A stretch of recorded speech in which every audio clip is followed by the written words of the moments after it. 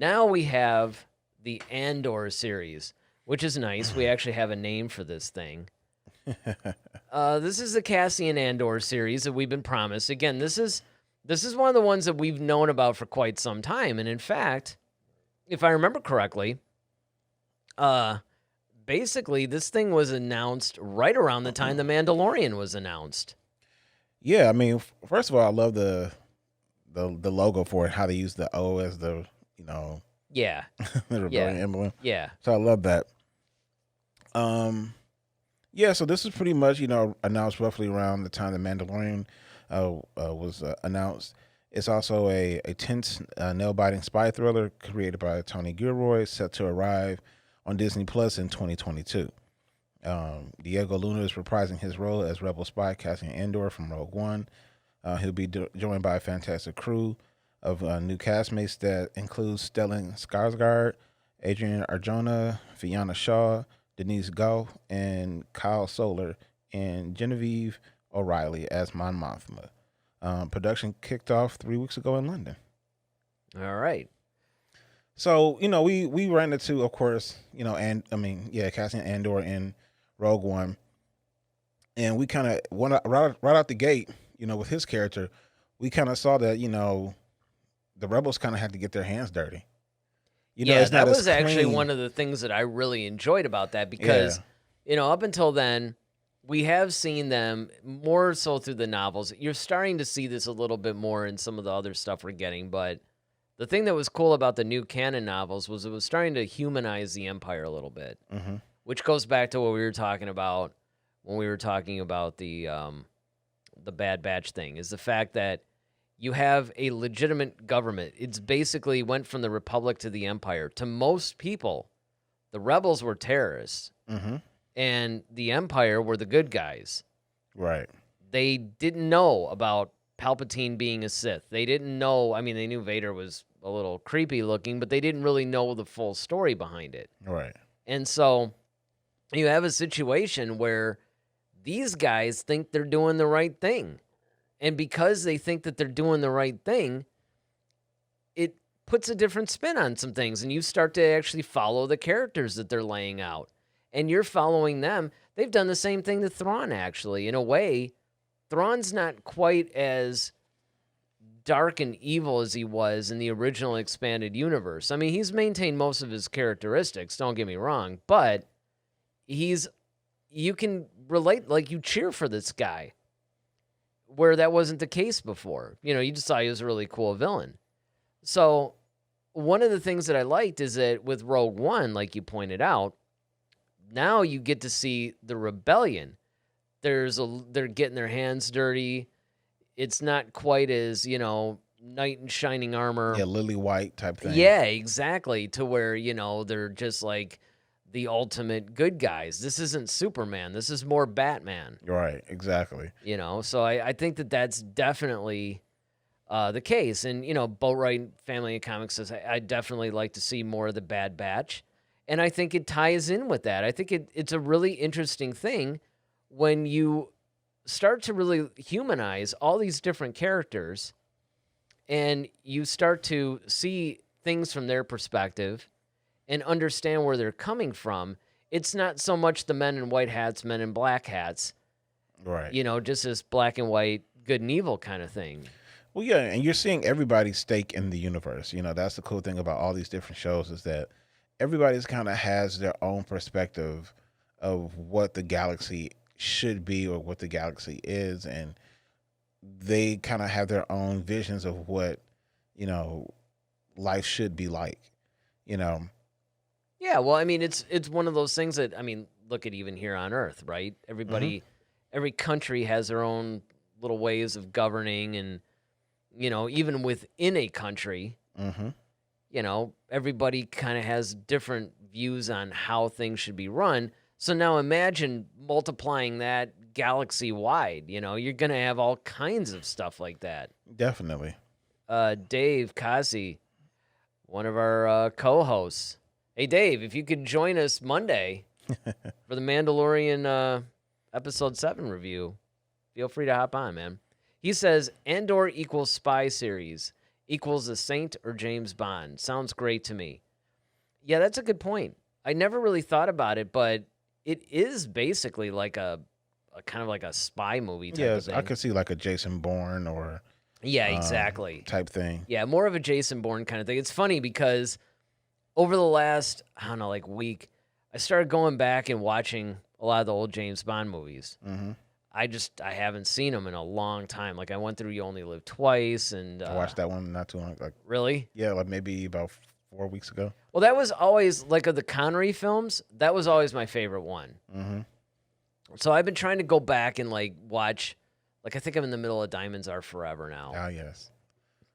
But it's interesting to me because you start to see, like, yes, this is the precursor to a lot of the more modern spy thrillers and or political type things. Your Jack Ryans, your Jason Bournes, Jack Reacher, on those. Television, Jack Bauer. Yep. You know, you start to get that sort of super spy kind of thing. Mm-hmm. And they could easily do something like that with the Cassian Andor series. And that's what I'm hoping they do. So with that said, and this question, I'm not just asking him, I'm asking you guys too. Because remember, this is a big discussion. But what do you think there's going to be an overall story? Do you think it's going to be kind of like The Mandalorian? Or do you think that it's really going to stick within more of a spy thing? Or do you think it's going to be, and you sort of pointed it out, more like Rogue One and be more of a war movie than a spy movie or series? I could see it like Cassie said, you know, I can see where you can get the James Bond elements from it because you have, for those of you who are Bond fans like myself and Eric, so, you know, of course, James Bond is usually fighting for Britain, his home country. Well, Cassian, you know, saying he used to be a separatist. Yes, and that's something that I really hope that they give us some more backstory. And I think that's where we're going to start. I think we're going to start with him being in the separatist movement and then migrating, hopefully, over to the rebellion. But I think we have to kind of see like what caused that. And I think in his findings, something is going to happen. He's probably going to find out about Dooku or find out something that happened along the way that's caused him to go like, oh, wait a minute, you know, I don't agree with this. Maybe these guys are right. And I think we've seen that in Star Wars happen before with Ahsoka dealing with that young separatist. Yeah, I was actually just thinking about that. Or was that the same episode where, was it one where Padme had to go to the separatists and make that deal or something like that? And she took Ahsoka with her. Yeah, and they were actually like finding out like some of the separatists, because a lot of the separatist people didn't understand that they didn't know they were bad guys either. Yeah. Most of the separatists just had a legitimate disagreement, you know, as far as the way that they thought things should be governed. Well, and that's really what's cool about it, because even like here in the United States, right? You know, you got people who are just loyal to certain parties, like, oh, I'm a staunch Democrat, I'm a staunch Republican. And then there's people who are kind of like, well, I'm kind of like the Bendu, if you will. Like, I'm kind of just trying to find the balance of it all. Mm-hmm. And even those of us who live here in the United States, I mean, you know, unless you really just are that trusting. But, you know, we've seen things in our own government where we're just kind of like, I wonder what, that doesn't seem right. Yeah, it's a little, that kind of seems a little shady. Exactly. Somebody should look into this. Exactly. So, I mean, you can see how people are looking at it. It's like, okay, you know, we get into arguments or, you know, debates. Hey, should we bail this country out? Or, you know, no, we have issues here at home. Why aren't we worrying about this? So just think of, like you said, galaxy-wide, you know, okay, like there's other factions or other groups who are probably having the same issues. And that's what's cool about Star Wars. That's what makes it relatable in a lot of ways, is because, you know, even in the galaxy far, far away, the same issues still exist. Yeah, and I think that one of the things that's really interesting, because I was thinking about this the whole time that we were talking about the Cassian Andor character, because so he used to be a separatist. Mm-hmm. The separatists were basically against the Republic. Right. Ergo, the bad guys. Mm-hmm. Okay. Then he kind of realizes that, hey, this isn't all bad or whatever. He ends up joining the rebellion, but now he's kind of against the Republic again because the Republic became the Empire. Right. So now he's against the Empire. So he's constantly against this bigger body of government, as it were. And yet it's kind of weird because a lot of the people that are in the rebellion are trying to restore the Republic the way it was before the Empire. Mm-hmm. So your brain could really hurt if you start to think about this stuff, beyond everything, because it really is.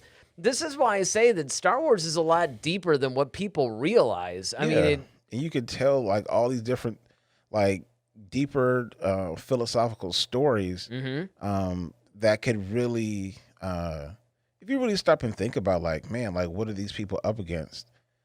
And you really put yourself in those shoes, you're like, man, like I don't know if I'll be able to do that.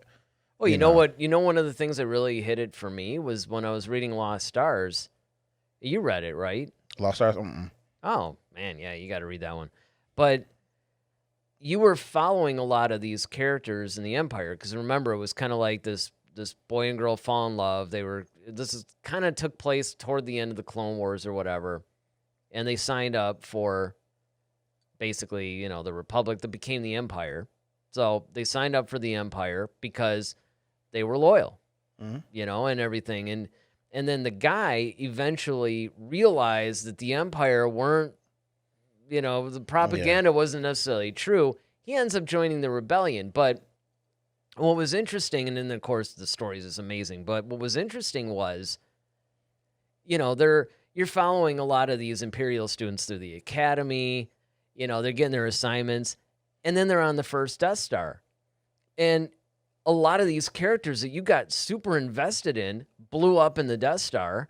And then it's kind of like the people that had survived were, now they hated the rebellion even more. They lost their friend. I mean, you really related to this type of a thing. Like, you never really thought about it. I mean, when you're seeing A New Hope, you're over there cheering, like the Death Star blows up. Like, yeah, but now you're kind of like, just mad because, they killed some really cool person that you really liked and related to. And that's one of the things I love about what Disney is doing with Star Wars now.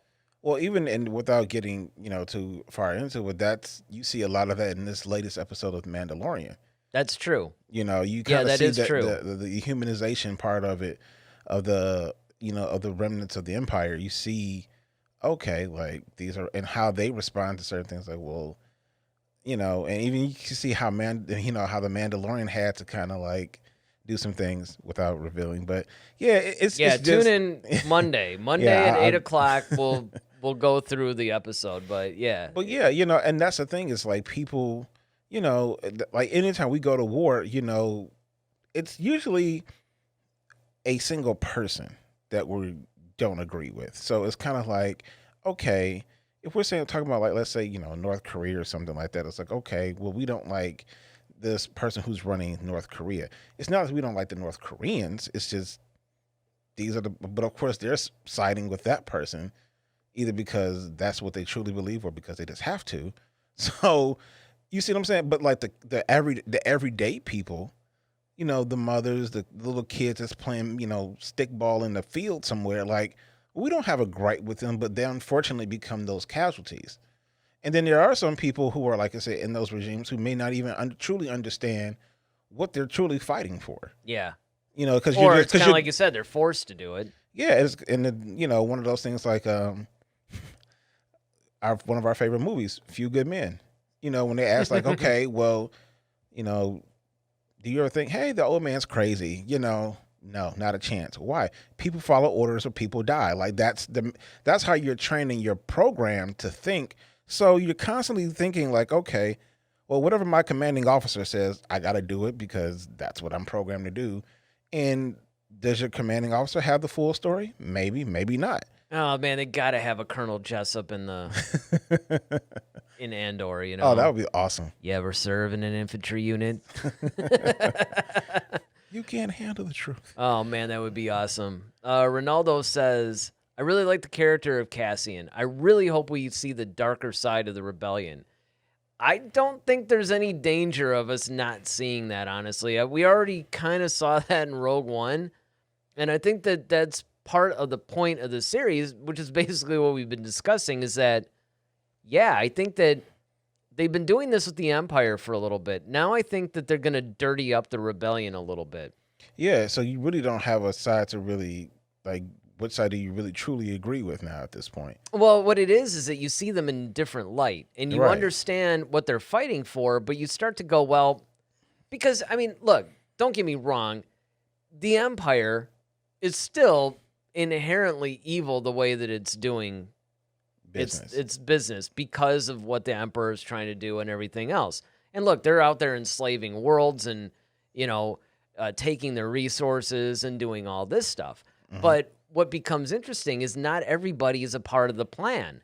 Right. And they're being told, like, the information is being kept from them. So right. These are the kinds of things that's where that dichotomy comes in, is not everybody in this organization is really, and yes, they're supporting the Emperor, and it's like, oh yeah, I'm loyal to him, I would die for him, but they don't know he's a Sith Lord. They think that he's this guy that was victimized by the Jedi, that, that's the way that is. Ronaldo goes on to say, I think it's primarily a spy thriller, but I think we will see elements of a war series. Yeah, I can definitely see that. Yeah, I mean, I think he's right. I think it is more of a split the difference kind of a thing. And it also depends. Remind me again when this takes place. It's not that long before Rogue One, is it? No. Was it 3 or 4 years? Yeah, somewhere I think it's like 5 years or something before. Well, what's interesting to me is how some of these series, and we're going through them one by one, guys. So if we haven't hit your favorite yet, hang with us. We're getting there. We're getting slowly but surely. We're getting there. But like Obi-Wan, for instance. Mm-hmm. Takes place 10 years after Revenge of the Sith, which is probably about 10 years before A New Hope. So it's roughly maybe 6 years or, well, I mean, I know Rogue One butts right up against A New Hope, but it kind of starts out like 2 weeks out or something. Mm-hmm. So, you figure, okay, Cassian Andor is taking place like kind of maybe in between the two or close. So it's interesting to me how a lot of these series are going to start to overlap. Oh yeah, definitely. I mean, I just think that with the with Cassian, I think his whole world is kind of like it kind of reminds me of like Dave said, like one of the Bond movies, one of the ones with Pierce Brosnan. Because if you think about it, like a lot of times, in the Bond films, that's why they send him, because Spectre is kind of like that outside force that's kind of controlling, or they're kind of throwing a monkey wrench into things to kind of get other countries to fight each other. Yeah, that was totally what You Only Live Twice is about. Yeah, so they're constantly kind of doing things. So, all right, well, we're kind of shooting, the ball over here, and we're like, well, the only person that was over there was them, so it could have been them. And we know this group over here is going to be upset. I mean, that was like kind of the, living through that time, it was kind of hilarious, is because, somebody would blow up something in the United States, and the government's calling up the Soviet Union like, all right, did you guys do this? Yep. So I think that's kind of what the Cassian Andor thing is. Like, you kind of get the spy element because you're trying to find the truth and uncover the truth of what's really going on. But then in the midst of that, because if you don't, a war is going to break out, or another war is, like a smaller war is kind of brewing. Speaking of this, I'm just gonna throw this out there. So, guys, I am watching a lot of the James Bond movies. Mm-hmm. So, which one should I watch next? Put it in the chat section. Like, which one should I watch now? What should be my next Bond movie in the series? I'm curious on what everybody's gonna say. And it's funny because we keep bringing up Bond, but I know this is almost like the James Bond head-to-head podcast, right? But it's funny because Ronaldo keeps saying he wants to see like the darker side of the rebellion, but that's kind of how Connery was. Connery was kind of the darker Bond as opposed to like Roger Moore. Mm-hmm. Roger Moore was kind of more the lily white, kind of just easygoing kind of guy. Whereas Connery, some things he would do, even like the way he would kill people, would be kind of like brutal. Yeah, and of course Daniel Craig sort of picked that up, harkened back to that, which is a little bit closer to the Ian Fleming version, right? More basically played a little bit more lighthearted, and then Pierce Brosnan kind of split the difference a little bit. He was kind of like had one foot in Moore and 1 foot in Connery. Yeah, he would kind of make those little one-liners and stuff. Yeah. So I mean, that was that was pretty funny. But I mean, as far as the Cassian Andor series goes, guys, also while you're busy recommending my next Bond film, let us know in the chat right now. But if you're watching the rebroadcast, certainly, let us know what you guys are thinking of Cassian Andor. Are you excited for this Andor series? Are you basically like, I mean, Rogue One was cool, but I don't necessarily need to see a prequel version of this? And if you fall into that category, what would you guys like to see instead of Andor? Let me know, or let us know, I should say, in the comment section if you're watching a rebroadcast. And again, if you guys are really liking the show or whatever, hit that like button. Show some support. It really helps out the channel. Subscribe to the channel. We have a donation link, so it kind of helps us pay for all this stuff. So, I mean, any support is appreciated, but, no matter what, we love to come to you guys every Friday, so we're going to keep doing that. Head to Head, a Star Wars podcast. Be sure to follow us on Twitter @HeadToHeadSW. Submit your questions for our next show. Visit our official website at headtoheadswpodcast.com. Until next time, may the Force be with you, always.